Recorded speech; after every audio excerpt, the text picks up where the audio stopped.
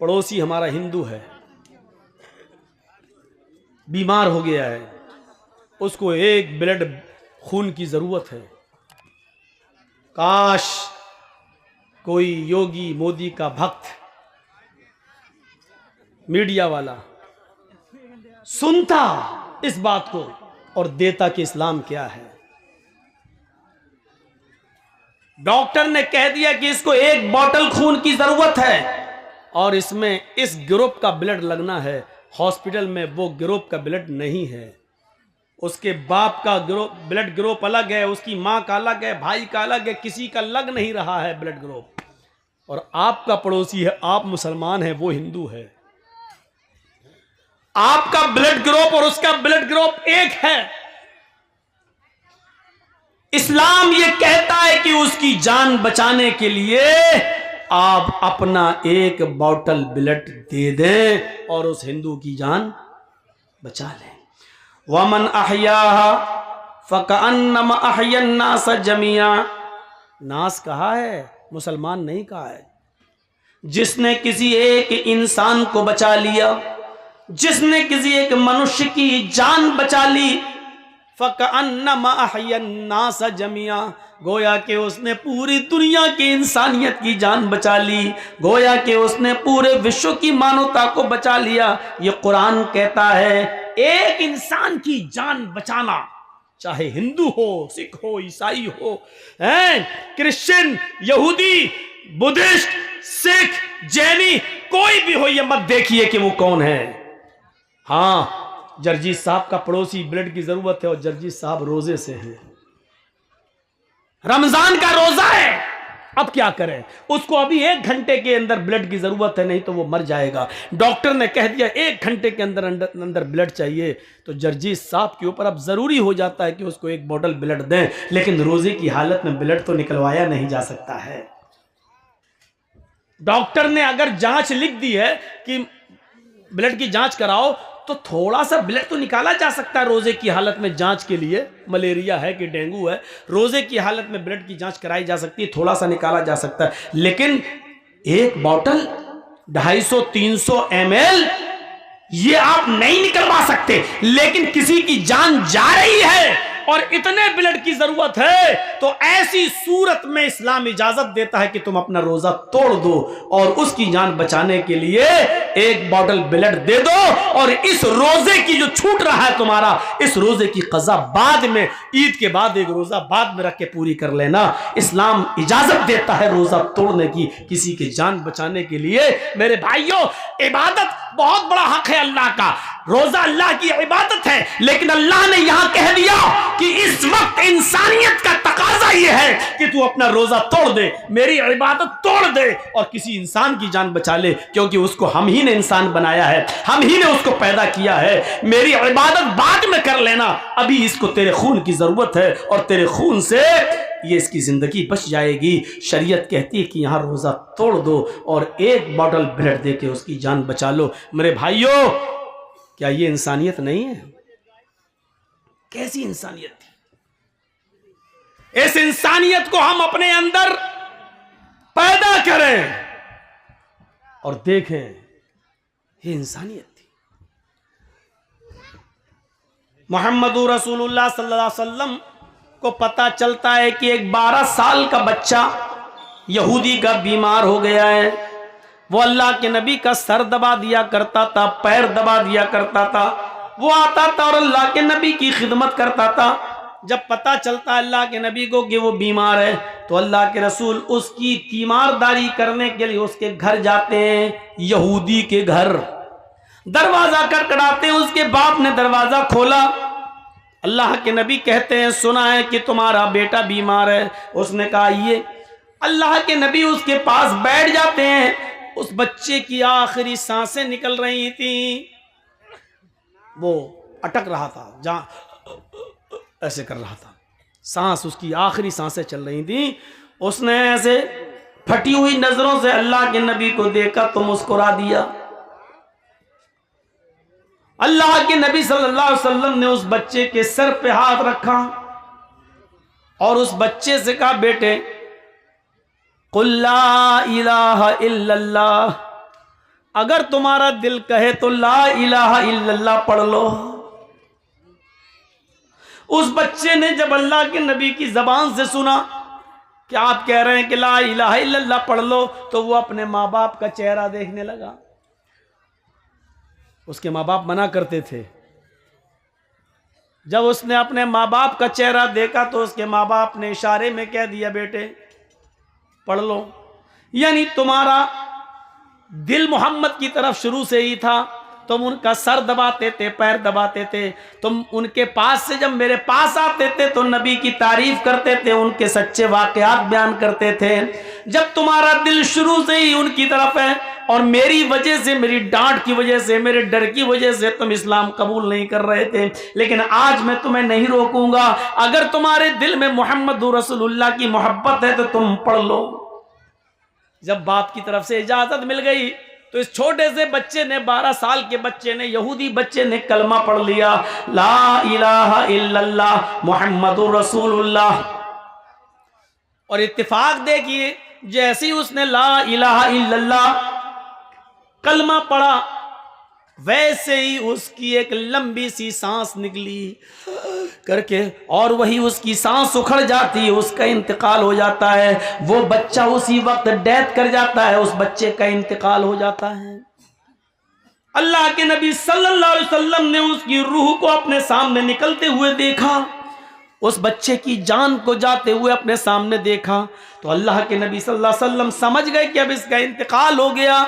आप बिस्तर से उठते हैं और क्या कहते हैं, अल्हम्दुलिल्लाहिल्लज़ी अनक़ज़हुल्लाहु मिनन नार। तमाम तारीफें उस अल्लाह के लिए, अनक़ज़हु मिनन नार, जिस अल्लाह ने इस बच्चे को मरते वक्त जहन्नम की आग से बचा लिया, जहन्नम की आग से नजात दे दी है। यानी अगर इसने कलमा ना पढ़ा होता तो जहन्नम में जाता, लेकिन मरने से पहले पहले इसकी जबान से ला इलाहा इल्लल्लाह निकल गया। अनक़ज़हु मिनन नार, अल्लाह की सारी तारीफ उस अल्लाह के लिए जिसने इस बच्चे को मरने से पहले पहले कलमा नसीब फरमा दिया है, और कलमा पढ़कर ये बच्चा इस्लाम की दौलत से माला माल हो गया है, और एक वक्त की नमाज नहीं पढ़ी लेकिन जन्नती, अमल कम और जन्नती,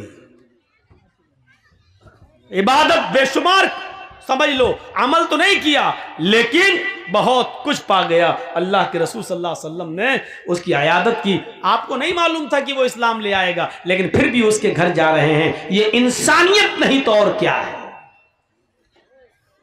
ये वाकयात हमें बतला रहे हैं कि अपने अंदर इंसानियत पैदा करो, इंसानियत। आप गैर मुस्लिमों के साथ क्या अच्छा सलूक करेंगे, आप अपने मुसलमान भाइयों के साथ अच्छा सलूक नहीं कर सकते हैं। बताइए मुझे, अल्लाह के नबी सल्लल्लाहु अलैहि वसल्लम के पास जब दो लोगों का फैसला मुकदमा आता था तो आप दोनों की गुफ्तगू सुनते थे, और अगर काफिर की गलती हुई तो काफिर की, और मुसलमान की गलती हुई तो मुसलमान की। क्या ये वाकयात आपने नहीं पढ़े हैं? एक यहूदी और एक मुसलमान का झगड़ा अल्लाह के नबी के पास आया, आपने दोनों की गुफ्तगू सुनी और मुसलमान की गलती मानते हुए कहा नहीं तुम गलत हो, ये जमीन इस यहूदी की है, और आपने अपना फैसला सुनाकर उस यहूदी के हक में फैसला कर दिया। मेरे प्यारे साथियों, ये वाकयात बतला रहे हैं कि इंसानियत, इस्लाम अपनी जगह पर है, इंसानियत अपनी जगह पर है। आप मर्डर नहीं कर सकते हैं इंसाफ का, खून नहीं कर सकते हैं इंसाफ का। एक शख्स अल्लाह के नबी के पास आए, दोनों मुकदमा लेकर आए। एक कहता अल्लाह के नबी ये जमीन मेरी है, दूसरा कहता अल्लाह के रसूल ये जमीन मेरी है, ये जमीन मेरी, ये जमीन मेरी। आए थोड़ा सा शोर नहीं। अल्लाह के रसूल ने कहा भाई दोनों सहाबी, अल्लाह के नबी ने कहा भाई जमीन तो किसी एक की होगी, और वो दोनों दावे कर रहे हैं। अच्छा एक बात बताइए, किसी चीज पर हम दो दावे करें तो एक ही का तो होगा दोनों में से। तो अल्लाह के नबी ने कहा कि भाई दोनों में से किसी एक का है। अब कोई मानने के लिए तैयार ही नहीं, हर एक कह रहा है ये मेरी, ये मेरी। तो अल्लाह के नबी ने कहा मेरे पास क्यों आए हो? कहा आपसे सच्चा फैसला कराने। अल्लाह के नबी सल्लल्लाहु अलैहि वसल्लम ने फरमाया कि तुम दोनों अपनी बातें रखो, भाई एक तरफा बात सुनकर कभी फैसला मत करना। अल्लाह के नबी ने दोनों को बुलाया, दोनों की गुफ्तगू सुनी, लेकिन अब दोनों में बड़ा अजीब मसला है। भैया बैठ जाओ, राजीव गांधी, ओ मोदी साहब के बेटे बैठ जाओ। दोनों की। अब दोनों की गुफ्तगू में एक और पेच फंस गया। कभी कभी ऐसा भी होता है, आपके सामने भी ऐसा हो सकता है। जो पंच हों, फैसला करते हो, वो सुने। अल्लाह के रसूल के सामने पेच ये फंस गया, एक बेचारा कम बोलने वाला है, एक ज्यादा बोलने वाला है। जो कम बोलने वाला है वो बात कर ही नहीं पा रहा है। ये जमीन मेरी, हमने फलां से खरीदा था, ये वो, बेचारा वो बोल ही नहीं पा रहा सही से। और दूसरा बड़बड़ बड़बड़ बड़बड़ बड़बड़ बड़बड़ करता चला जा रहा है और अपनी बात को बड़ी अच्छी तरीके से रख रहा है। अब बड़े शक, अल्लाह के नबी बड़े उसमें फंस गए। ये बेचारा बात कर ही नहीं पा रहा है और ये बड़बड़ करता चला जा रहा है। दोनों में बिल्कुल एक तो ऐसा समझो जैसे मोदी जी चुप होते ही नहीं, बड़बड़ बड़बड़ बड़बड़ बोलते चले जाते हैं। आपने सुना ना, वो एक आदमी दूरबीन से देख रहा था, मोदी जी पूछते, बे क्या देख रहा है? मैं तो यहां खड़ा हूं, कैमरे में आने का शौक मुझे, तू ऊपर क्या देख रहा है? साहब मैं ऊपर आपको नहीं, आपकी बातों को देख रहा हूं, कितनी ऊपर जा रही हैं, मैं उनको देख रहा हूं, इन्हें कितना लंबा फेंकते हैं आप दूरबीन से। तो एक आदमी फेंकने में माहिर, बोलते ही बोलता चला जाता है, बड़बड़ बड़बड़ बोलता चला जाता है। और दूसरा उसमें बिल्कुल ऐसा है मनमोहन, वो बोलते ही नहीं, आवाज ही नहीं निकलती, वो चुप रहते हैं। तो ये दोनों ऐसे हो गए, एक बंद ही नहीं हो रहा, दूसरा बोलता चला जा रहा है। और एक तो बोलता चला जा रहा, दूसरा बेचारा बोल ही नहीं पा रहा। दोनों की गुफ्तगू सुनने के बाद अल्लाह के नबी ने क्या फैसला सुनाया? सुनो, तुमने अपनी बात अच्छी तरीके से पेश की, तुम अपनी बात अच्छी तरीके से पेश नहीं कर सके, लेकिन फैसला सुनिए क्या कहा।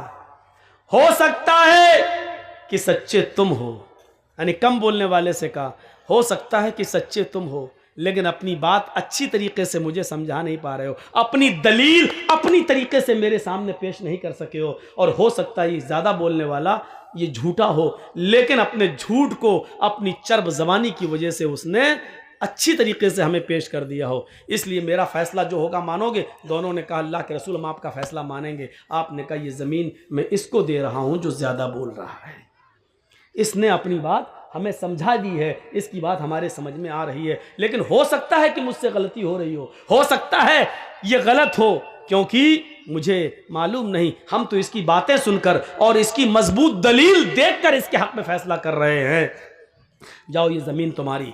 वो उड़ के जाने लगा। दूसरे ने कहा अल्लाह के रसूल ठीक है, आपने उसको दे दिया, हमने मान लिया आपका फैसला सराहों पर। जब वो उड़ के जाने लगा, जिसको जमीन का टुकड़ा दिया, तो आपने कहा सुनो, ये जमीन का टुकड़ा लेकर जा तो रहे हो, ये फैसला मैंने तुम्हारे हक में तो कर दिया है, लेकिन तुम्हारा दिल अच्छी तरीके से अंदर से जानता है इस जमीन के मालिक तुम हो या नहीं, ये अच्छी तरीके से तुम जानते हो, क्योंकि मैंने तो तुम्हारी बातें सुनकर फैसला किया है, लेकिन हकीकत में अगर ये जमीन तुम्हारी नहीं है और तुम्हें अच्छी तरीके से मालूम है ये जमीन किसकी है, अगर ये जमीन तुम्हारी नहीं है तो मैं तुम्हें जमीन नहीं दे रहा हूं, फ़इन्नमा हिया क़ित्अतुम मिनन नार, मैं तुम्हें जहन्नम का टुकड़ा दे रहा हूं। ये सोच के यहां से जाइए कि मोहम्मद ने तुम्हें जमीन नहीं दी, अगर ये जमीन तुम्हारी नहीं तो जहन्नम का टुकड़ा मैंने तुम्हें दिया है। रहोगे तो जहन्नम में, खाओगे तो जहन्नम में, पियोगे तो जहन्नम में, सोगे तो जहन्नम में, अगर उसी जमीन में मरे तो मरोगे जहन्नम में।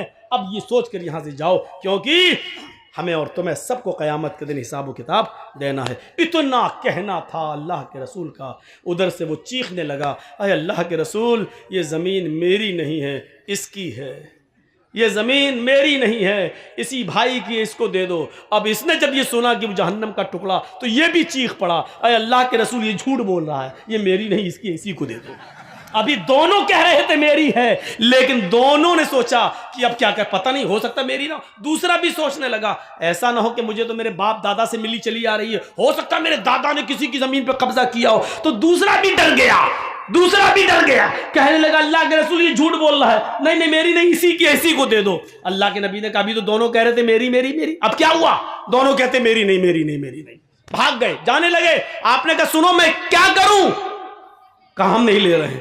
दोनों ने मिलकर वो ज़मीन अल्लाह के रसूल सल्लल्लाहु अलैहि वसल्लम को दे दी कि अल्लाह के रसूल ठीक है, हम दोनों मिलकर आपको दे रहे हैं, आप इस्लाम के काम में ले आइए। आज तक पता नहीं चल सका कि उस ज़मीन का असली मालिक कौन था, लेकिन दोनों ने वो ज़मीन मोहम्मद रसूलुल्लाह को, एक एक इंच ज़मीन पर अपने भाइयों से लड़ने वालों, झगड़ने वालों, जिंदगी भर के लिए रिश्ते और नाते तोड़ने वालों, सोचो और दूसरों की जमीन पर कब्जा अगर तुमने किया है, चाहे एक बालिश ही किया हो, आपका दिल जानता है कि आपने जायज तरीके से ली कि नाजायज तरीके से। अगर वो नाजायज तरीके से ली है तो आप जहन्नम में रह रहे हो, इतना याद रखना।